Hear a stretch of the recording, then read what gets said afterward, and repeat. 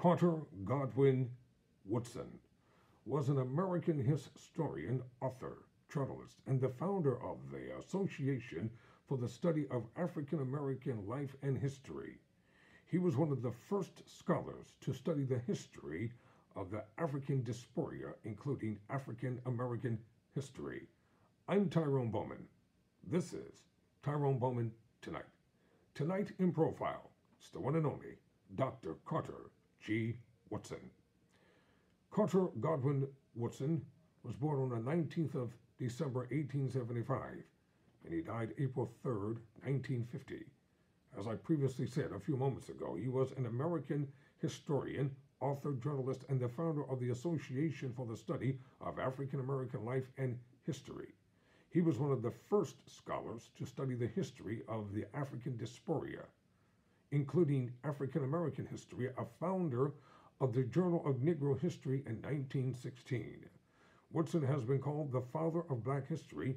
In February 1926, he launched the celebration of Negro History Week, the precursor of Black History Month.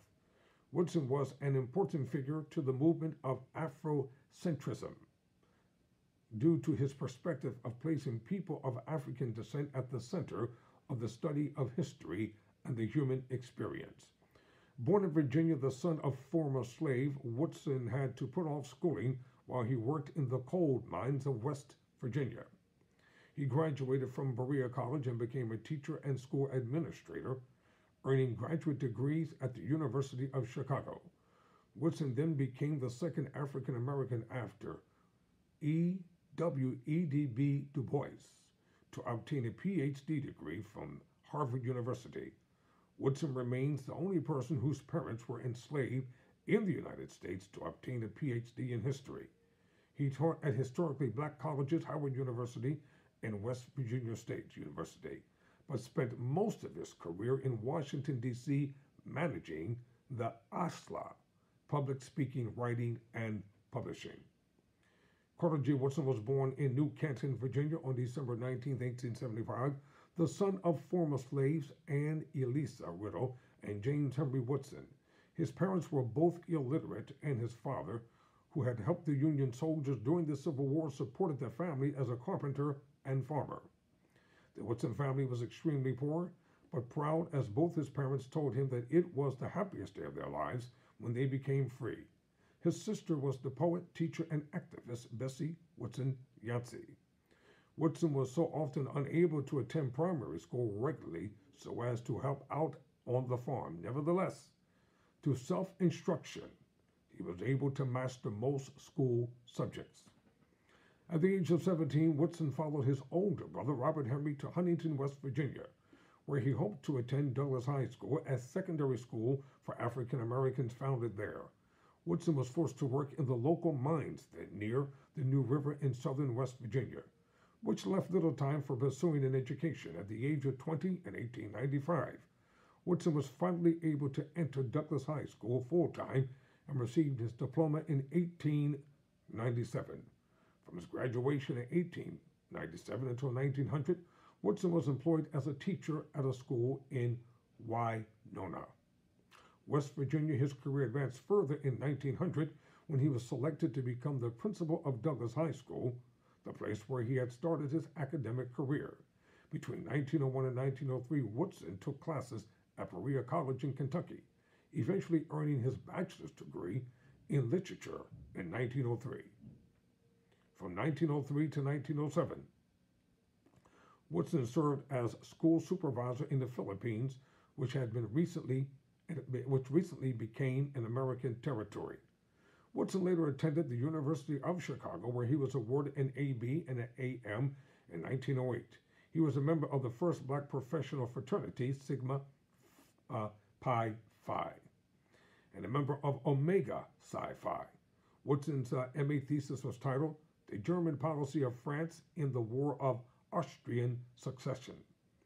He completed his Ph.D. in history at Harvard University in 1912, where he was the second African American after W.E.B. Du Bois to earn a doctorate.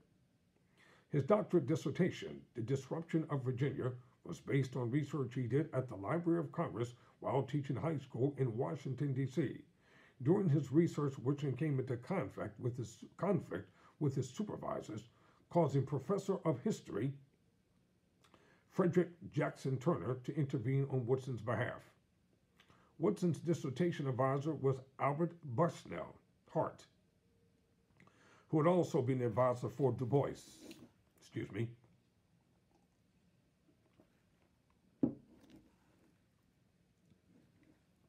Who had also been the advisor for Du Bois, with Edward Channing and Charles Haskins also on the committee. After earning his doctoral degree, he continued teaching in public schools. No university was willing to hire him, ultimately becoming the principal of the all-black Armstrong Manual Training School in Washington, D.C.